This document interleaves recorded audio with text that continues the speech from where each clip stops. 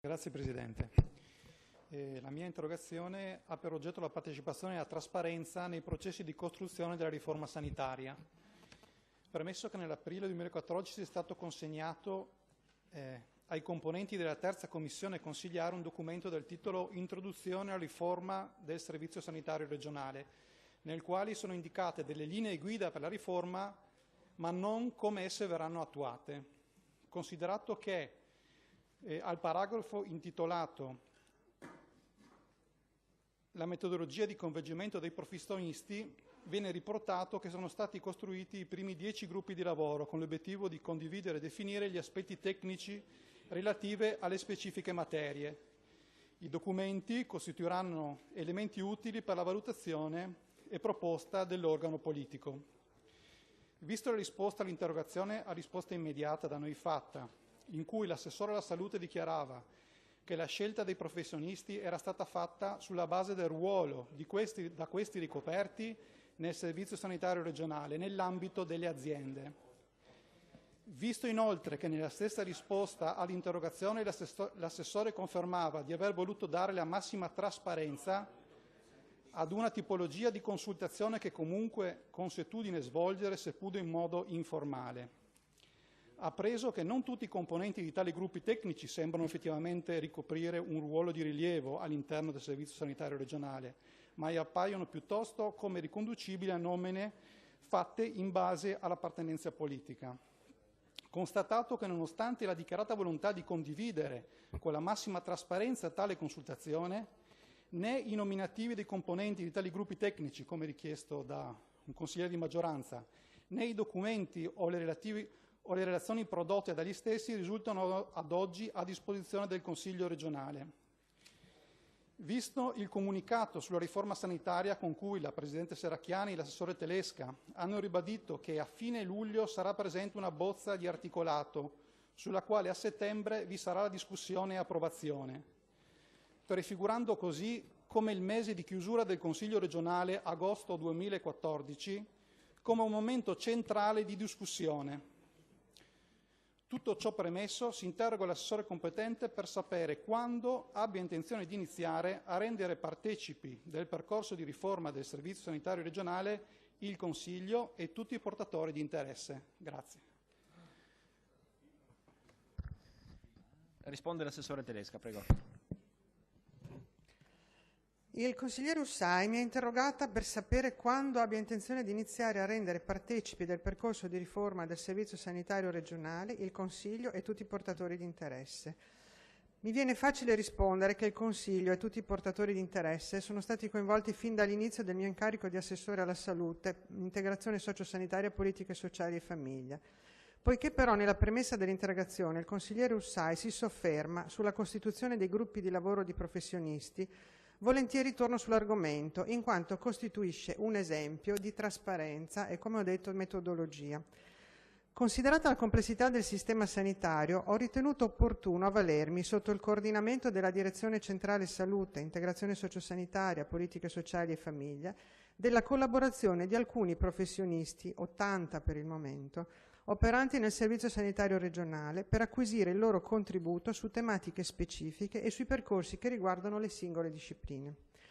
Non ho ovviamente posto distinzioni di sesso, di razza, di lingua, di religione, di opinioni politiche, di condizioni personali e sociali dei professionisti componenti i gruppi e non colgo quale sia la finalità dell'affermazione che i professionisti appaiono essere riconducibili a nomine fatte in base all'appartenenza politica, se non forse quella di sottendere che dall'appartenenza o dalla non appartenenza a un partito politico possa discendere una professionalità di minor qualità sotto il profilo tecnico.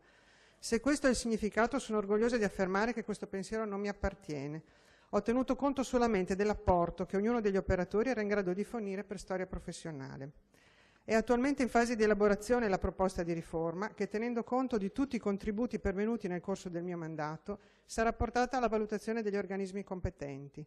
Concludo ricordando che abbiamo seguito un percorso particolarmente aperto ai contributi di tutti i portatori di interesse, non solo professionisti, ma anche cittadini che scrivono ogni giorno, e che il prossimo passaggio formale, forse questo è il punto a cui allude il consigliere Ussai, sarà il deposito della proposta di legge, proposta sulla quale si svilupperà il confronto democratico. Grazie. La parola a Ussai per la replica. Grazie Assessore.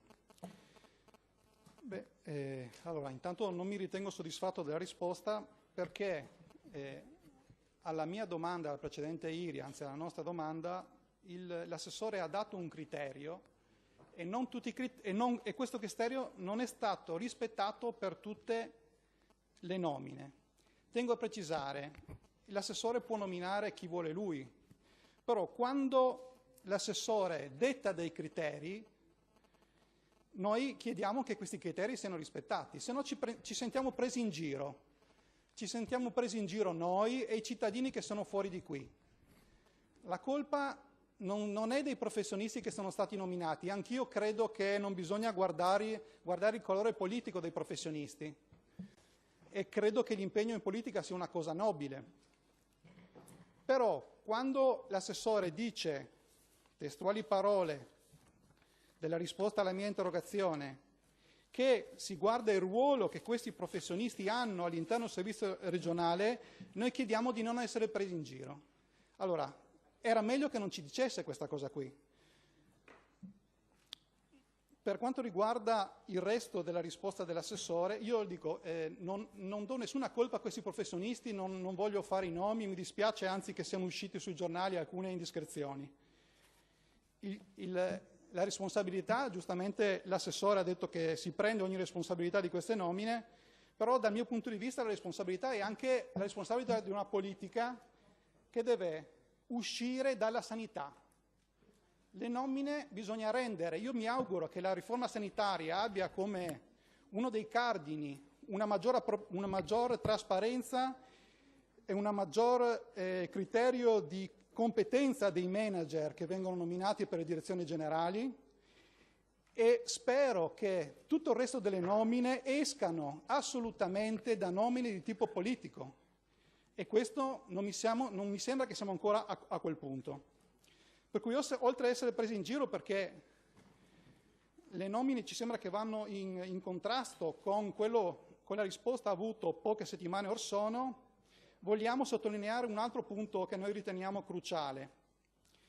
Si parla di trasparenza, ma chiediamo di essere resi partecipi delle relazioni che questi professionisti hanno prodotto. È stato ricordato ieri pomeriggio qui in aula che spesso noi veniamo a sapere le notizie dai giornali. Così è successo per il piano industriale, così spesso succede per quello che sono le iniziative della Giunta per quanto riguarda... Sì, ho subito finito.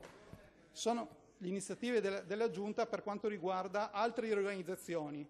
Io sarò breve e volevo solo dire che noi stiamo ancora aspettando la riorganizzazione dei punti nascita della pediatria, che doveva essere entro fine maggio, non ne sappiamo nulla.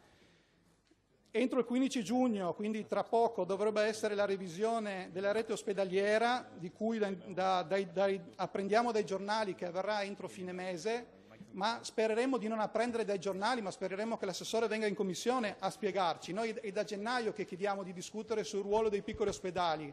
Quello che sappiamo è che una riorganizzazione è avvenuta a Magnago, che doveva avere il medico di medicina generale come fulcro, e l'accordo con i medici di medicina generale non c'è. Concludo